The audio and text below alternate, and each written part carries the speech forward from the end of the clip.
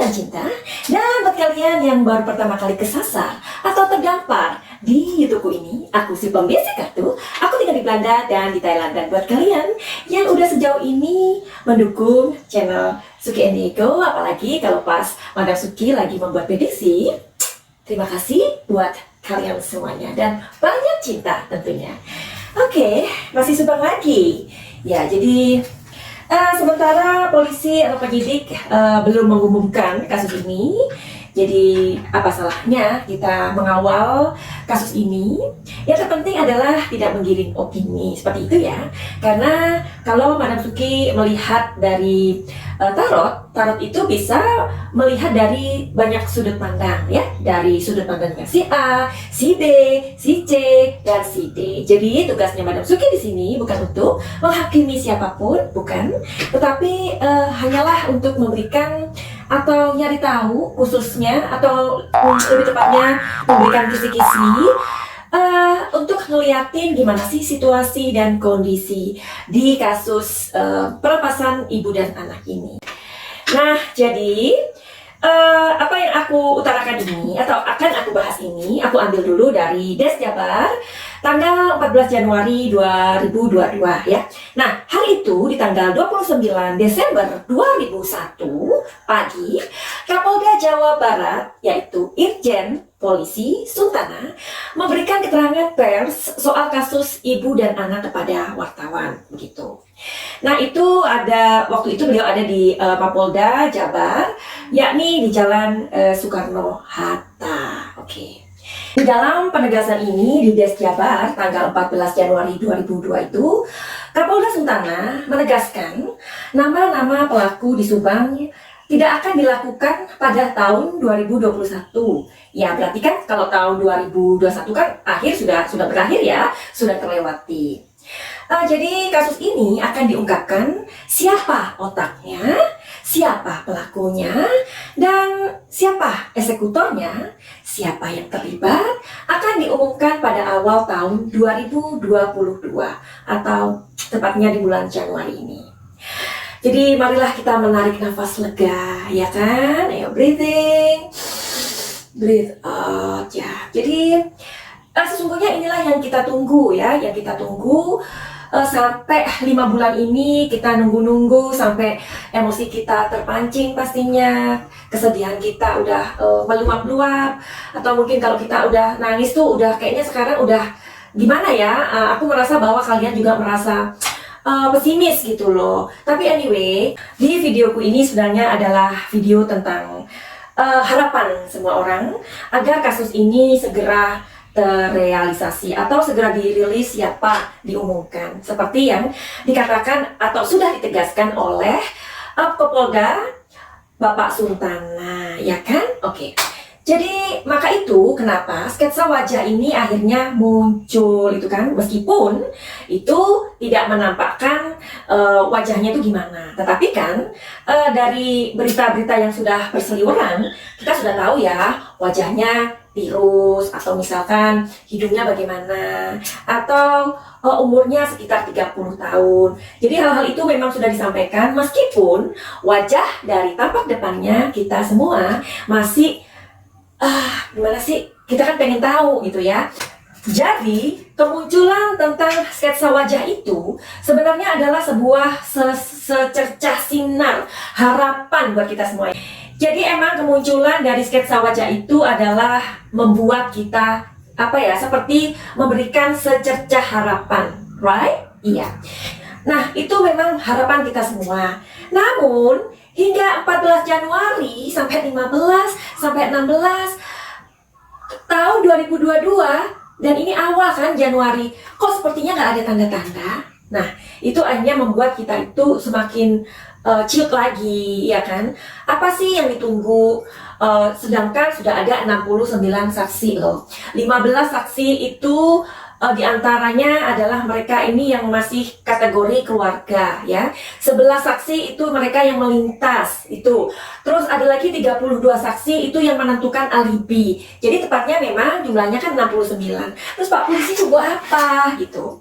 Nah, padahal di Des Jabar itu tanggal 29 tahun 2021 kita udah sepertinya dikasih secercah harapan ya, tapi kesininya kok sepertinya ya hanya sketsa wajah, tetapi ditunggu-tunggu kok ya belum ada. Oke, jadi penyidik juga sudah mengatakan kepada kita bahwa memang mereka mempunyai kesulitan yang tinggi ya. Karena memang kasus ini kan sempat dipertanyakan oleh halayak, oleh kita semua. Sebenarnya pelakunya ini atau orang-orang yang terlibat itu, apakah mereka itu profesional? Tetapi melihat kondisi yang terjadi, mereka hanya menggunakan papan cucian dan bla bla bla itu, kok ini bukan seperti orang yang profesional gitu loh. Tetapi kok ya masa sih sebegini sulitnya? Jadi semakin opini masyarakat itu berkembang liar. Jadi kita tetap punya harapan ya agar kasus ini segera ditentukan gitu loh ya. Atau paling enggak kita sudah mendapatkan kepastian. Aku juga banyak sekali ya mendapatkan komentar dari kalian diantaranya. Madam Suki kalau tahu Mbok ya dibantu kepolisian itu gitu. Gini sayang, kepolisian itu, penyidik itu mereka kan memang saat-saat ini mereka sedang sibuk untuk menggali perkara ini ya. Terus mereka itu memang lagi butuh 2 alat bukti. Nah, barangkali 2 alat bukti itu baru ditemukan setelah 4 bulan atau saat-saat ini, we don't know yet ya. Tetapi dari apa yang tadi aku katakan, dalam penegasan tersebut yang dikatakan oleh Kapolda Sultana, itu beliau sudah bilang kasus ini akan diungkap siapa pelakunya, siapa eksekutornya, siapa dalangnya, siapa yang terlibat dan bla bla lainnya ya. Dan oke, hari ini kita mau cari tahu aja daripada berpanjang-panjang. Oke, kita akan cari tahu lewat kartu-kartuku ini aja. Oke, kira-kira apakah yang akan aku lihat di tumpukan kartu-kartu tarot ini? Kita tahu tarot adalah sebuah alat untuk melihat kondisi dan situasi yang terjadi. Oke, jadi Madam Suki mau shuffle dulu one by one. Oke, sebelum kita mulai untuk melihat apa yang ingin aku tanyakan. Jadi kalaupun orang macam kita, entah kami ini adalah seorang praktisi atau seorang paranormal, bahkan sampai indigo atau apapun itu, apa yang kita kasihkan, misalkan kita kasih tahu nih pada polisi, sepertinya kami melihat ini, kami udah jelas-jelas ngomongin orangnya ini dengan begini. Sekali lagi, yang polisi atau penyidik itu butuhkan adalah sebuah bukti ilmiah, ya. Sampai suaraku ini aku slow motion, karena selalu aja ada pertanyaan-pertanyaan seperti itu. Kalau kalian tahu, para indigo, para supranatural atau paranormal, ya polisi itu dikasih tahu. Nggak bisa begitu sayang, nggak bisa. Polisi, penyidik itu benar-benar pengen sebuah bukti yang nyata atau ilmiah ya, seperti para saksi yang 32 itu ya. Mereka lah yang menentukan sebuah alibi atau 11 orang yang ada di kejadian itu kemudian melihat dengan mata kepalanya sendiri. Kalau kami itu nggak bisa, polisi nggak akan menerima seperti itu, apalagi kita ngomongnya secara intuisi ngasih taunya, nggak bisa sayang. Semua itu butuh bukti ilmiah. Oke, sampai di sini paham ya? Jadi bukan kami itu nggak mau membantu, justru kami membuat sebuah konten-konten seperti ini. Tujuannya adalah agar kasus ini up dan kami mengawal sampai hari ini. Udah 5 bulan ini, dan videoku Subang itu udah sekitar 90 videos ya. You can look. Aku cantumkan di kolom komentar biasanya. Kalian yang belum lihat, segera lihat ke sana. Aku juga udah kasih tahu apa itu 2 alat bukti. Semuanya udah aku bikin videonya, ya. Oke. Sekarang aku pengen cari tahu lewat kartu ini. Kita tahu ya, kondisi mobil Alphard, dia itu terparkirnya tidak lurus alias menyerong, ya.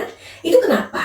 Nah, sedangkan ada saksi yang mengatakan bahwa kondisi mobil Alphard itu terparkirnya lurus, ya. Tetapi pada saat kejadian itu tanggal 18 Agustus itu terparkirnya itu menyerong alias tidak lurus. Kita cari tahu ya, itu kenapa.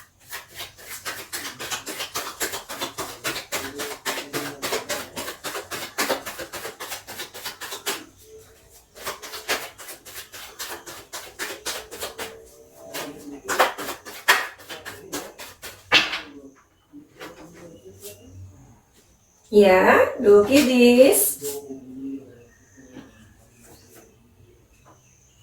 Wow.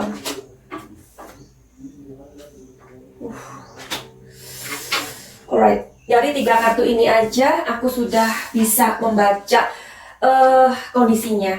Pasti kalian juga, meskipun kalian tidak bisa reading tarot atau tidak mempunyai tarot atau tidak memainkan tarot, pasti secara logika kalian juga sudah punya pikiran yang maybe say with me atau apa yang akan aku katakan di kartu ini, ya. Oke.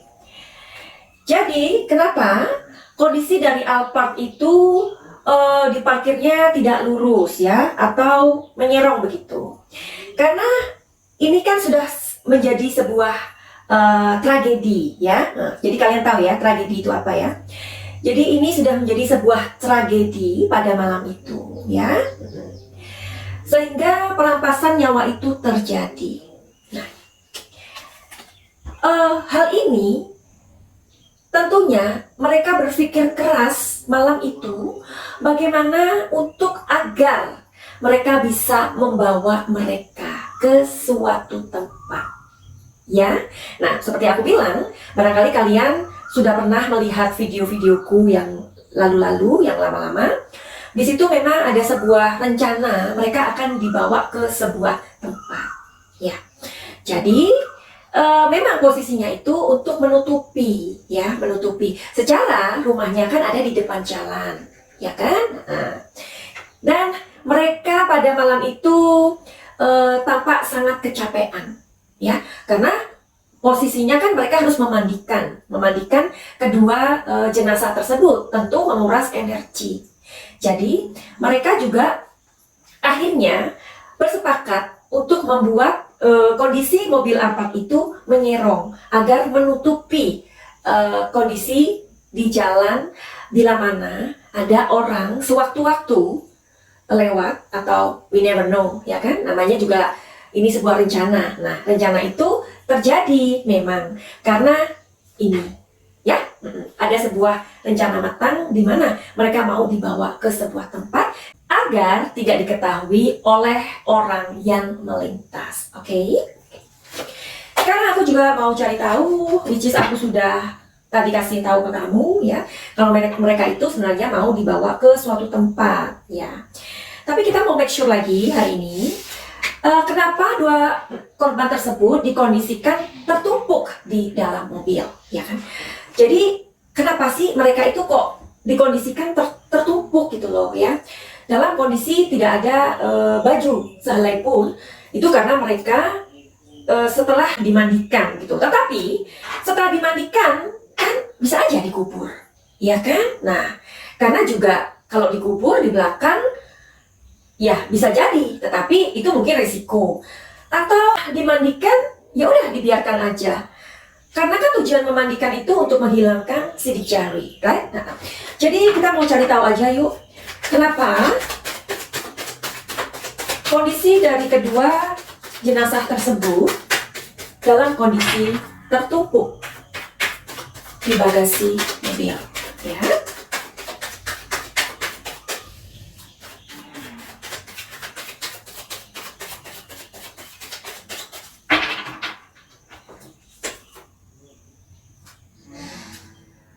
Ya.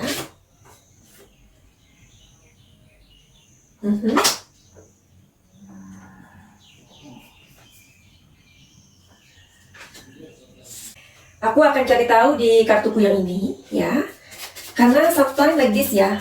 Nah, kalau yang pertama ini mudah dengan satu kartu ya.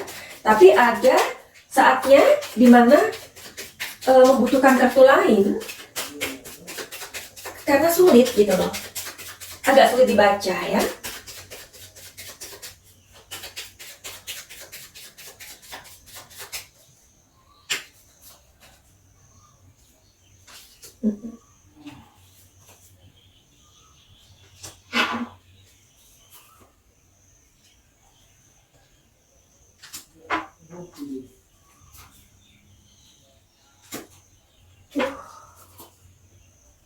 Ya.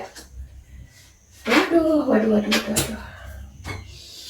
Ini luar biasa kartunya ya. Di sini ada love, ada cincin, you know. Seperti aku bilang, kartunya ini sulit dibaca. So aku memakai kartu berbeda lagi ya.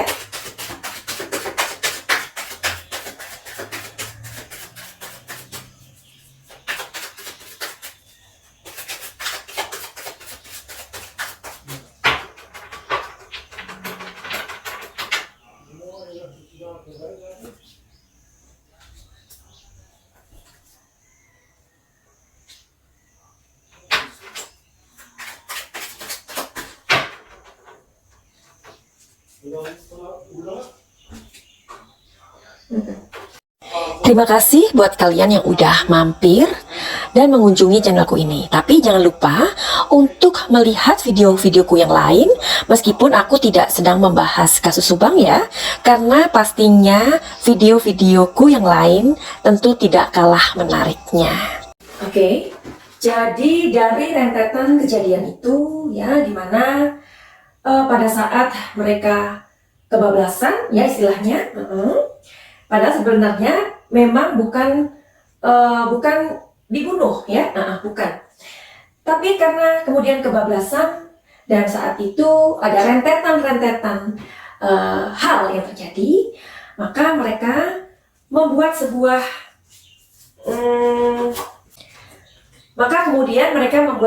rencana bahwa untuk menghilangkan sidik jari itu harus dimandiin ya.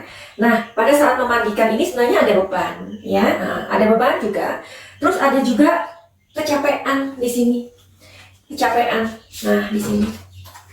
Jadi kartu ini dan kartu ini pasti masih ada hubungannya. Kenapa kok korban itu ditaruh di bagasi mobil Alphard? Kenapa nggak dikubur? Atau kenapa nggak dibiarin aja ya? Toh udah dimandikan ya. Karena di situ satu untuk menghilangkan jejak atau sidik jari.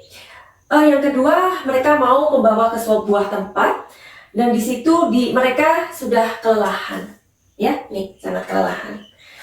Nah, karena kelelahan, artinya mereka kehabisan waktu seperti itu. Ya, dan ini kondisi adik Amelia ya, ketika dia berada atau berlari-lari di belakang rumah, ya. Oke. Jadi sampai kapan ini diumumkan? Mudah-mudahan seperti prediksi aku, tanggal 19 Januari atau tanggal 23 Januari. Kenapa sih tanggal 19? Jangan seperti prediksi aku, tanggal 19 Januari atau tanggal 23 Januari 2022. Dalam spiritual, angka 19 itu memiliki sebuah arti yang luar biasa. Apakah kalian pengen tahu atau nggak perlu aku kasih tahu? Ya, jadi satu itu maknanya adalah angka yang memiliki sebuah getaran yang sangat kuat ya. Itu arti angka 1 dalam spiritual. Karena 1 adalah yang awal ya. Kalau angka 9 itu menurut spiritual adalah angka yang paling sempurna. Kenapa dikatakan sempurna? Karena berhubungan dengan manusia. Kenapa manusia disebut makhluk yang paling sempurna? Oke, di antara kalian mungkin ada yang tahu, but I don't think so. Kalian tahu semuanya di sini. Makanya aku pengen kasih tahu kepada kalian semuanya. Kalaupun kalian udah tahu, ya berarti kalian adalah orang-orang yang memang memahami spiritual ya. Nah, jadi 9 itu sama dengan manusia. manusia itu nilainya 9, sempurna. Kenapa sih manusia itu dikatakan sempurna? Kita disebut sempurna karena kita memiliki ini. 1, 2, 3, 4, 5, 6, 7, 8. Yang 2 di mana? Di depan alat kelamin kita dan di belakang kita. Nah, jadi manusia dikatakan sempurna karena kita mempunyai 9 panca indera yang sangat vital, ya. Jadi itulah kenapa manusia dikatakan sempurna, ya. Nah, jadi kalau aku mengatakan mudah-mudahan tanggal 19 Januari diumumkan, berarti apa yang aku katakan itu mempunyai sebuah meaning yang bisa diartikan adalah kedua korban perampasan ini meminta sesuatu, meminta haknya sebagai manusia yang sempurna. Seperti kita juga adalah ciptaan Tuhan yang sempurna. Oke, ada sebuah cerita detektif yang aku pengen kasih tahu kalian. Nah, jadi ceritanya, suatu hari Tuan Smith berkata kepada istrinya, Nyonya Samantha, dia bilang begini, "Darling, hari ini aku tidak kerja karena aku ingin bermalas-malasan saja di rumah. Lagian, aku akan membawa pekerjaanku atau mengerjakan beberapa hal di rumah saja. Aku pikir begitu, sambil menikmati matahari, dan aku akan untuk berenang saja." Kemudian, Nyonya Samantha bilang, "Baiklah, Smith darling, tapi hari ini aku tidak bisa menemani kamu karena beberapa teman aku mereka datang dari Spanyol. Kami akan ada sedikit acara untuk bersempeng ceria dan ya namanya juga reuni. Pasti kamu tahu kan? Karena aku juga sangat kangen dengan teman-teman aku." Kemudian Tuan Smith mengatakan kepada istri tercintanya, "Silakan saja sayang, silakan kamu menghabiskan waktu dengan kawan-kawan kamu, karena pastinya kamu juga sudah merindukan mereka. Aku tidak ada masalah di rumah karena aku akan bersenang-senang di rumah karena aku begitu enjoy di rumah karena aku too much work," katanya Tuan Smith. Akhirnya Nyonya Samantha mengatakan, "Smith, apakah kamu ingin bersama aku dan teman-teman aku?" "Oh tidak, kamu pergi saja." Nah, kemudian pergilah Nyonya Samantha ke sebuah tempat di mana teman-temannya sudah menunggu. 5 jam kemudian, Nyonya Samantha mendapatkan telepon dari seseorang, yang mana seseorang itu ternyata adalah asisten rumah tangganya atau Art, ya. Dia mengatakan bla bla bla bla bla. And then dengan panik, Nyonya Samantha pun pamit kepada teman-temannya itu. Tetapi Nyonya Samantha tidak pulang ke rumah, melainkan ke rumah sakit. Sebenarnya apa yang sedang terjadi? Nah, di rumah sakit itu kemudian Nyonya Samantha bertemu dengan asisten rumah tangganya. Dengan panik, dia mengatakan, dan di situ ada dokter dan suster. Nyonya Samantha mengatakan, "Apa yang terjadi? Berapa tembakan yang Smith dapatkan? Sebenarnya apa yang terjadi sampai Nyonya Samantha mengatakan hal itu?" Kemudian kepolisian pun datang dan tentu saja menyelidiki peristiwa tersebut, apa yang terjadi dengan Tuan Smith. Tuan Smith adalah lelaki yang kaya raya, yang mempunyai banyak bisnis di mana-mana. Samantha adalah istri satu-satunya yang ia sayangi. Tuan Smith dan Nyonya Samantha hanya mempunyai 2 orang anak yang sudah besar-besar, dan mereka juga tidak di rumah karena mereka memiliki rumah mereka masing-masing. Kita lihat apa yang terjadi. Setelah polisi memberikan investigasi dan kemudian menyelidiki apa yang sedang terjadi dengan Tuan Smith. Tepatnya 1 minggu kemudian, Nyonya Samantha ditangkap oleh kepolisian. Kenapa ia ditangkap? Apakah kalian tahu jawabannya?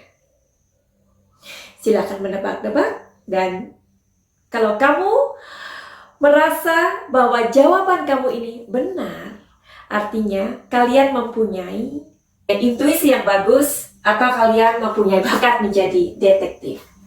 Nah, polisi mengatakan kepada wartawan, dan wartawan pun bertanya, sebenarnya apa yang terjadi dengan Tuan Smith? Mereka kenapa istrinya, Nyonya Samantha, ditangkap? Kepolisian pun mengatakan kepada pers saat itu bahwa, ya, kami menangkap Nyonya Samantha karena ada 3 orang yang mendengarkan pada saat itu. Ketika ia sampai di rumah sakit, dengan buru-buru, dengan panik, dia bertanya, apa yang terjadi? Berapa tembakan yang suamiku dapatkan? Padahal asisten rumah tangganya menelpon Nyonya Samantha dan mengatakan, Nyonya, tolong segera pulang, karena saat ini saya sedang membawa suami Nyonya ke rumah sakit karena something going on with him.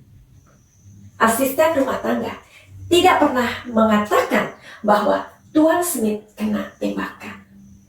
Apakah dari cerita ini kalian dapat memahami bahwa sebenarnya polisi bisa saja tidak membutuhkan seorang saksi? Karena wartawan bertanya, apakah kepolisian sudah mendapatkan saksi? Belum. Tetapi kami sudah bisa menangkap Nyonya Samantha. Dari keterangan itu sebenarnya sudah bisa dibuatkan sebuah petunjuk untuk menggali dan menggali. Dan yes, setelah Nyonya Samantha ditangkap, kemudian ia ditahan, barulah ia mengaku, itu pun dengan bantahan yang berulang-ulang, mungkin 10 atau 20 kali dia membantah bahwa dia yang melakukan, tetapi melalui seseorang. Jadi mudah-mudahan kepolisian juga mempunyai sebuah keberanian ya di dalam kasus ini, which is ini sudah 5 bulan ya, seperti juga yang dikatakan di Des Jabar tanggal 14 Januari 2022. Nah, yang tadi aku ulas, di mana tadi aku mengulas di Des Jabar tanggal 14 Januari tahun 2022, di mana Irjen Pol Suntana sudah menegaskan akan memberikan atau mengungkapkan siapa otak dari perampasan nyawa ibu dan anak ini, siapakah pelakunya dan siapakah yang terlibat atau siapakah eksekutornya. Karena memang ini membutuhkan waktu yang panjang 5 bulan, di mana kepolisian atau penyidik itu akan mengumumkannya secara bersamaan. Seperti yang sudah ditegaskan bahwa akan diumumkan di awal tahun 2022 di bulan Januari. Kita sangat-sangat menunggu momen ini, ya, detik-detik di mana kita mendapatkan sebuah hasil atau result, ya. Siapa pelaku, siapa eksekutor, siapa saja yang terlibat. Kalau kalian tadi menilik atau melihat atau mengamati dari sebuah cerita yang aku persembahkan tentang suami istri di mana Tuan Smith dan Nyonya Samantha, siapakah di antara saksi-saksi ini yang kata-katanya menjurus ke sana dan sebenarnya polisi bisa menindaklanjuti dari saksi-saksi tersebut mengenai apa yang mereka katakan, ya nggak sih? Kita tahu kalau Bapak Yosef, ya, ada juga kata-katanya yang membuat kita yang kita juga tahu di mana dari komentarnya atau kesaksiannya dari Yoris membuat kita dan kita juga tahu dari saksi Danu yang mana kesaksiannya juga membuat kita what? Oke, kita tunggu saja. Akhirnya begitu aja. Buat kalian yang mempunyai masalah, apapun itu masalahnya, silakan saja untuk konsultasi reading tarot, di mana kalian bisa tahu di deskripsi atau inbox aja di Instagram Madam Suki. Jadi buat kalian yang mau healing juga seperti itu, barangkali kalian juga mempunyai gangguan di pikiran, di mental, atau kalian bisa konsultasikan masalah kalian atau gangguan-gangguan tersebut setelah kalian membooking waktu aku. Finally begitu aja. Send love and light. Salam Jaya.